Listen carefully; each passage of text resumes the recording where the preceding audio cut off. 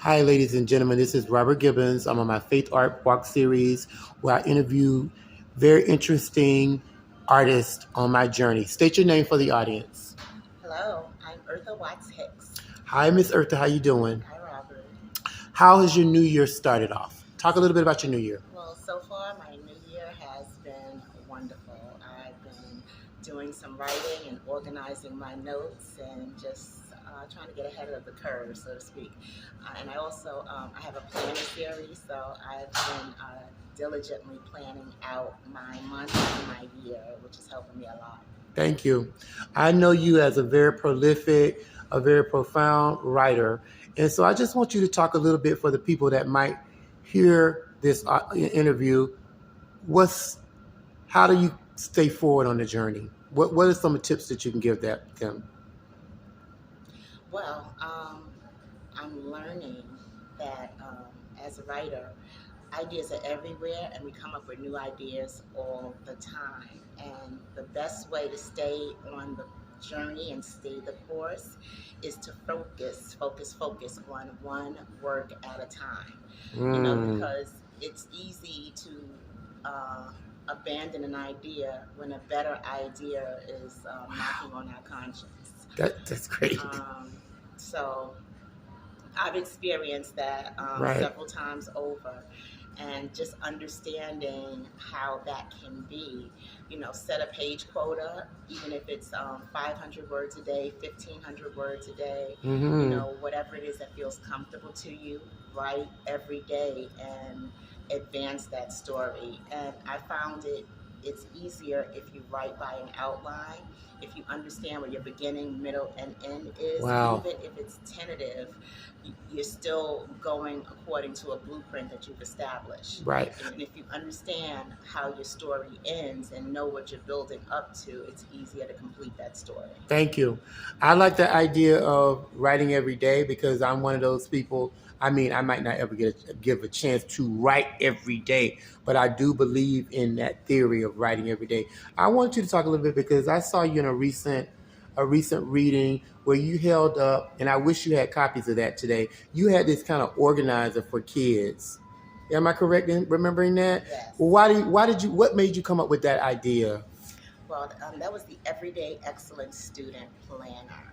And that came twofold. One, I was always a planner girl, as I was very attached to my planner calendar. Right. Because I started college at age 16. Right. And a year and a half into my college experience, roughly when I was a sophomore, second semester sophomore, Right. I got a full-time job at a bank, and I went to school full-time. Wow. And I was also in student government as the vice president for transportation. Right. So in order for me to make my classes, make my meetings, make the administrative meetings, complete my work schedule, complete my homework, and make sure I did everything to the best of my ability, I needed a planner calendar. Gotcha. And the first one I invested in was from American Express. Mm-hmm. And their American Express travel planner cost me a grip. It was $80 Right. in 1987. Right. 1988 Right. it was $80. Right. And it was leather bound, and it had my initials in gold, and it was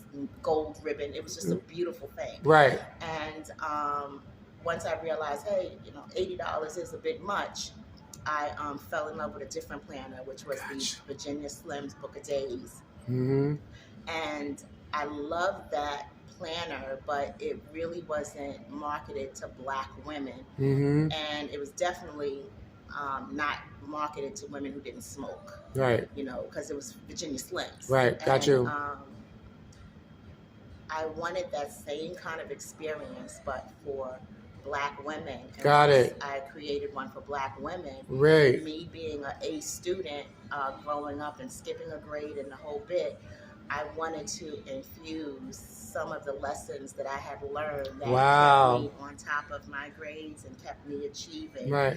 Because I had turned learning into like a form of play. Right. and that I would memorize my vocabulary words by creating little songs. Got you.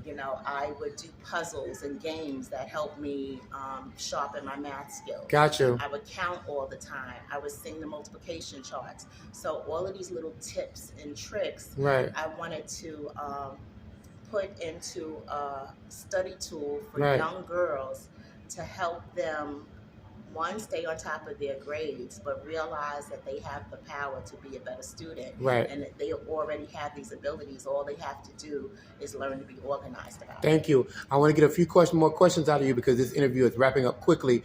Now, how does that planner infuse into Eartha's writing? How does that planner, because everybody, that's one of the confrontations of writing. I don't have a plan. So how does that planner that you just created infuse into your writing? How does that work? Well, I mean, the planner itself has a schedule from 4 a.m. to midnight. Mm-hmm. So I know for me, I designed it from 4 a.m. to midnight because when I was my most productive, my writing schedule was 4 a.m. to 6:30. Gotcha. Mm-hmm. So for writers who have off hours, or even new mothers who have strange hours and right. keeping with the feedings of the baby, right? That 4 a.m. is everything. So do you agree or disagree that a writer should be on a schedule? Is that what you're saying? Is that what you're saying? Yes, I agree that a writer should have a set writing time every single day, because if you're in the chair, even if you're drawing a blank, sooner or later those ideas are going to meet you right there. Thank you. So what's on the table for Eartha right now? What's Eartha's next idea in writing?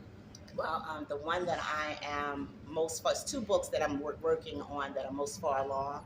One is called Jeans and Sneakers, which is the story of two 14-year-old friends, one black, one white, mm-hmm. who exchange sneakers and end up in each other's world. Gotcha. Right? The mm-hmm. other is called Boy Crazy, Love is Just a Coincidence, which is the story of a 15-year-old high school senior mm-hmm. who has a 19-year-old boyfriend. Wow. So there is the age right. difference there, right. and the conflict of her being underage and him being just above 18, which right. makes him overage, right. and making a whole dynamic dangerous for him.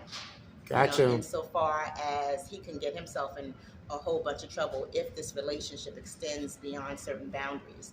So in addition to that, there is the factor that this young lady is 15 years old, but she's also a high school senior. Right. So it's not like she's 15 years old and in the 8th grade, or 15 years old and in the 9th or 10th grade. She's 15 years old, but in another year she's going to be in college. So there's a different maturity level. Thank you. Regardless of how mature she thinks she is, she's still underage. She's still naive. Gotcha. She's still green. There's still aspects of the world that she is not familiar with. Gotcha. And we get to see how this love relationship grows with all of the tension and energy that happens when a man loves a woman, even if she's an underage woman, right? Even if I like that idea.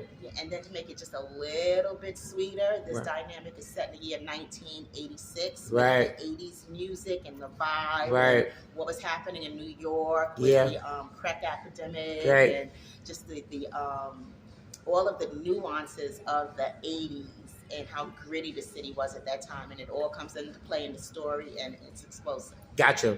I love your work. I love how you write. How can we find Eartha for my audience that may not know you? How can they find you? Well, you can find me on actually the best way to find me is to Google my name, Eartha Watts, like how many watts are in a light bulb, right? Hicks, Hicks. I have a website for the planners called A Planner is a Girl's Best Friend, and the website is called www.aplannerisagirlsbestfriend.com. I have a page on Amazon that is author, the word author, .to/Eartha Tone, EARTHATONE, and I'm at Eartha Tone across social media. Yeah, so I'll have all of that linked in the bio. Last word. What kind of writer is Eartha? For our last question of the day, what kind of writer, if you were asked to sum it up in like a paragraph, what would you say? What kind of writer is Eartha? I am that sassy little black girl from the projects who always had a clapback, who knew all the hand games, who played double dutch and hopscotch, who defended herself with her words, who's now a grown woman who looks at the world and understands that in order to survive, I had to be courteous. I had to be respectful. I had to respect those around me, pay attention to my surroundings, and be aware of my dangers. And then I also see I had to have a certain level of integrity and be a person of my word. And in understanding that, as a writer, I take my experiences to the page and I show how we see the world, how we express, how we bring language, and how our language has a rhythm, our language has heart, our language has a soul, our language has compassion.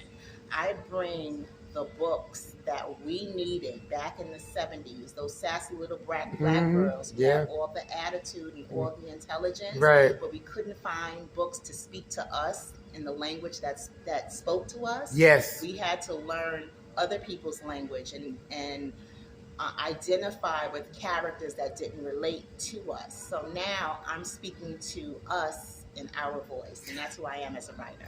Thank you, ladies and gentlemen, Eartha Watts Hicks. Thank you, Eartha, for sharing space with us.